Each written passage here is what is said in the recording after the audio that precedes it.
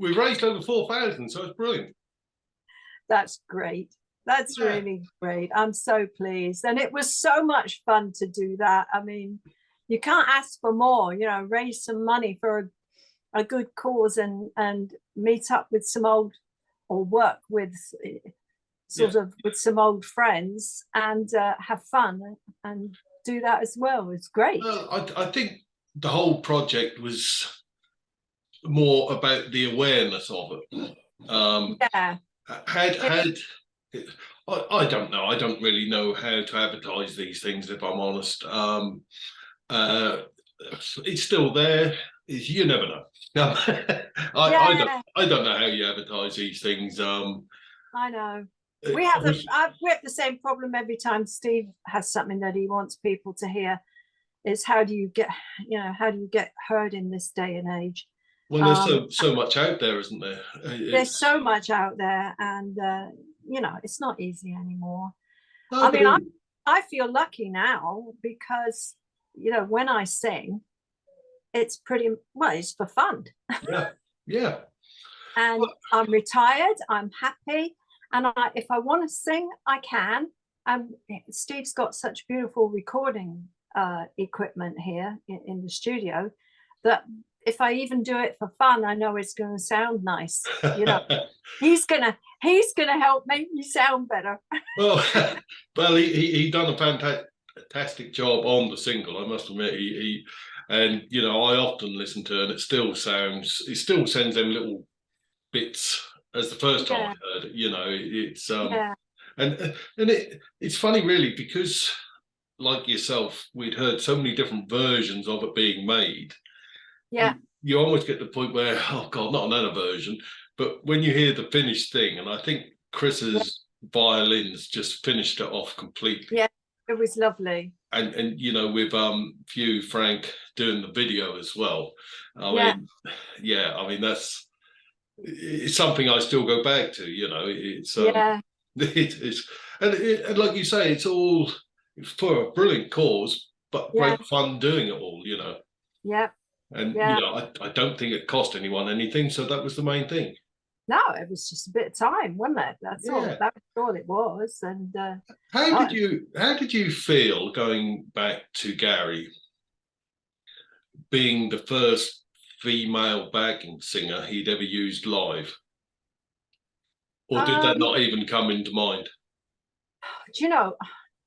It didn't really come into mind because, I mean, it didn't make any difference to me that I was the first. I never thought about that when I did the gig and started rehearsals. It actually never occurred to me that he had not used a backing singer on stage. Now, of course, I know all the singing that was on the album.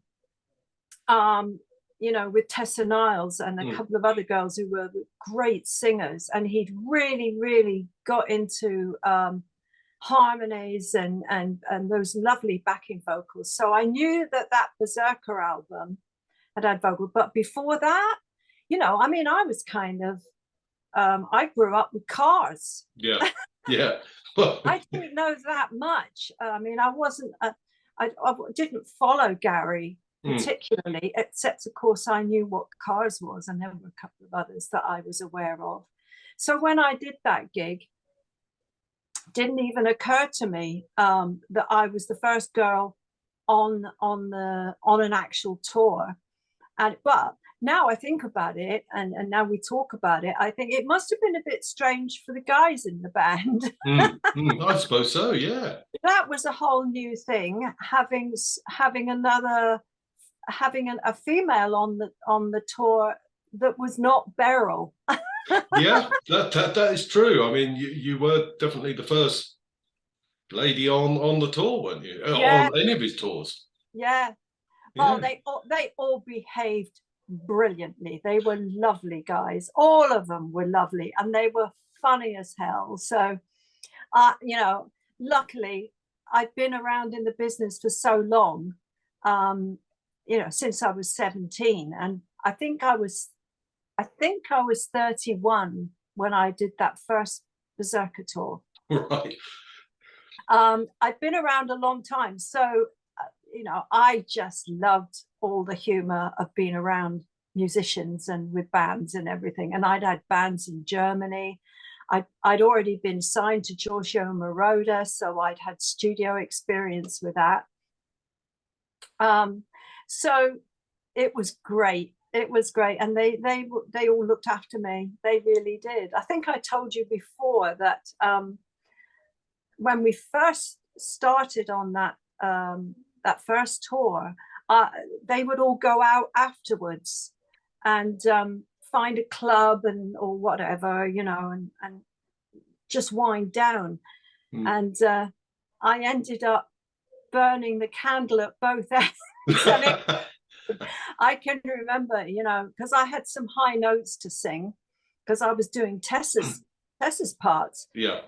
And also I had to count because there was some rhythm tracks that were in use. And so you couldn't just stand there and warble whenever you felt like it. You know, you had to be aware of where you were in the song, and certainly the intros, and come in the right place. Because you would have been roughly, give or take, a year or two, the same age as Cedric then. That's right. As it turns out, yeah. I mean, he definitely was the older influence in the band, and I felt very much that he was the one to turn to if I had any questions, you know. Not that the other guys wouldn't have answered, but you know, he had that that age different. He was a little bit older than the other guys, and he just, I mean, it wasn't like a father figure, but he just was somebody that and it was his personality as well. He was that sort of guy, you know, you felt like he always had things sorted out. Do you know what I mean? Yeah. Under his belt. I suppose, like yourself, he'd had a lot of experience before he'd even joined the Numan band in '79. Yeah. You know, yeah. I mean, because I suppose it's hard because really you only knew him or the whole band for 2 or 3 weeks of one year and 2 or 3 weeks of the next year. Yeah, but there were a few weeks rehearsals. So, I mean, in total, it was 5 weeks, I don't know. Yeah. 5 weeks one year, 84, and 5 weeks in 85. So it wasn't that long, but you know, you still, when you're on the road, you're kind of thrown together, of course. You know, you're on the bus and you're in the hotels and stuff. So it's a very fairly quick way to get to know people when you're thrown together. together like that. Because Andy had only just joined the band as well on the Berserker tour, hadn't he? And I didn't realise that. Right. You know what? I listened to Chris today. I listened to your interview with Chris today, which was great. And he's always got such great stories to tell. But I heard on that was Andy's first tour, and I didn't know that. So yeah, I wasn't the only newbie on that. But you did actually, with the whole band, have some quite amazing adventures or memories of things going, well, not slightly wrong, but being mischievous or mysterious. Not mysterious. Mischief. Mischievous. Yes. Yes. The crew and the band were pretty mischievous. And also, I think it was probably quite amusing for the band because on the bus, and I was getting ready to get married. That was my first marriage coming up. And I made my own wedding dress. So it was a bodice top, like a lot of wedding dresses are, with no, just a bodice. And I was beading a section down the middle in a sort of arch. And I did that on the bus. And it was like, you know, that kept me out of trouble a lot. a lot of the time. But they must have been quite amused at this girl sitting there beading away. Yeah, I mean, strange thing is, I know Gary mentions it, doesn't he, on the live DVD and record, video, everything. Yeah. Did any of them go to your wedding? No. Oh, right, okay. No. I just wondered, actually. This suddenly came to me, because I know Gary mentioned it. So I can't remember what year I got married. So it must have been later in 85, I think. I had the worst memory ever. I should remember when I got married the first time. Well, that would have been 84, actually, because that's when, that's when the Berserker thing came out. It was 80, it must have been 84 or 85. I was getting ready, and making the dress. But yeah, it was interesting. Yeah, there was doing Top of the Pops was fun. Oh my God. I never thought I would get a chance to do Top of the Pops, and to see how it all worked in the studio and the dressing rooms and all the shenanigans that goes on. My God, I mean, I wasn't a sheltered girl, but I was quite surprised at all the stuff that goes on. All the young people, and of course, and they all dressed up like Gary. It was great. Yeah. All the makeup and the stuff. It was awesome. I mean, if you had to, well, if you could, I know the whole 2 years you only spent probably 10 or so many weeks with Cedric as such. So maybe you got to know him a bit as such. Mm-hmm. How would you, if you could, even sum up your time with working with Cedric? Well, I remember him being extremely kind and a gentleman. And I think I heard Chris say on the interview, he called him Gentleman Said. Yeah. Yeah, on your interview. And that's absolutely right. He was a gentleman.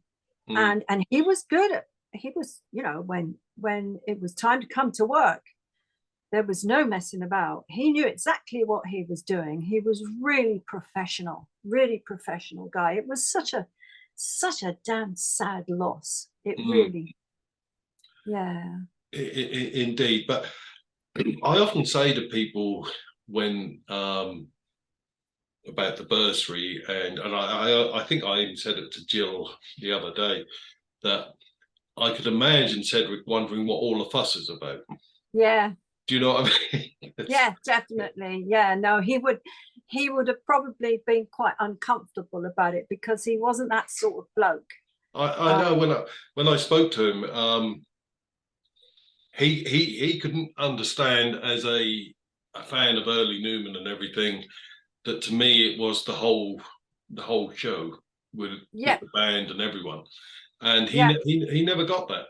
I'd say to him loads of times, it's amazing to be talking to you, and he was like, well, why? He was really humble, wasn't he? Yeah. Very sweet, very sweet. So did I meet you back then? Probably not. Okay. No, I did go to Berserker and Fury and everything, but no, I never got to go backstage or anything. I never tried, actually. I don't know why. Should have done.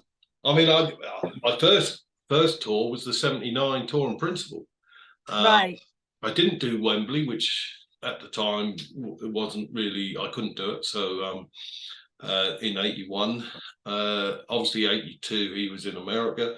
So '83 I didn't do Warriors, but I did Berserker and the Fury. So and you did the Fury as well. Yeah. And then they were great shows. They really. Well, I gather they were different from his other shows. I mean, partly because they were backing. You know, Yeah, I mean, Berserker definitely was.